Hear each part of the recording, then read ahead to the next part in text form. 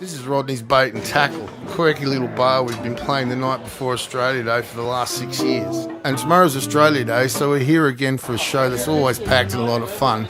But before we get to tonight's gig, this is what it was like today, and often is for a grassroots musician. Most days I wake up, eat breakfast and wonder why the hell I chose music as a career. Well, that's not entirely true most of the time, but it's been a pretty tough 18 months, it has to be said. There hasn't been as much work as I would have liked. I'm not much for breakfast, so that's over pretty quickly. First, it's to look at any bookings and see how ticket sales are going for upcoming shows, answer some emails and do the social media rounds. I'll sometimes call my sister Simone, who's my business manager, and we'll talk over some things that need to be discussed, like merchandise, album sales, tour, that type of thing. Simone will be here a little later on for a meeting, as we've got to make a decision about a European tour. I'm also writing an album, so each day I try to get some ideas down that might be floating about. If it's a good morning and things are flowing, I can get a couple of hours writing in pretty easily. Sometimes writing's a breeze and ideas just fall out, and then other times it's not so easy, it's sort of like pulling teeth.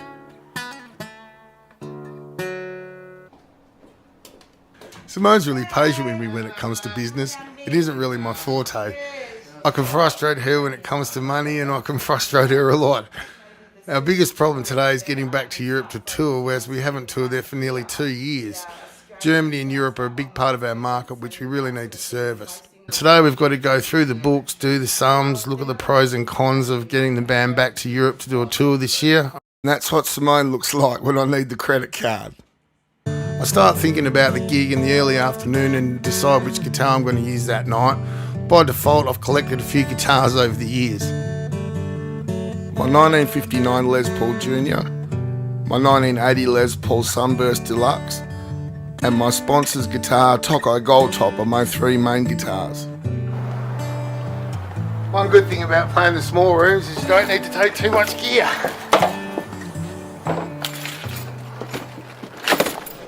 The gig tonight is my 3-piece original outfit for Vdelli, where I play with guys that I've known for over 30 years. Drummer Rick Whittle and I have toured the world together, and he's one of my closest friends. Tony Gibbs, the bass player, well, I can say the same about him as well. We're a pretty tight group, and I love playing with these guys. I've met a lot of people over the years playing music, and every gig gives me a chance to catch up with people I haven't seen in a while and see what they've been up to. It's one of the really enjoyable parts of it all. Those mornings when I sometimes question why I decided to be a musician fade away pretty quickly when I'm at the gig, and I'm reminded I'm doing exactly what I should be doing. Hey everybody, welcome!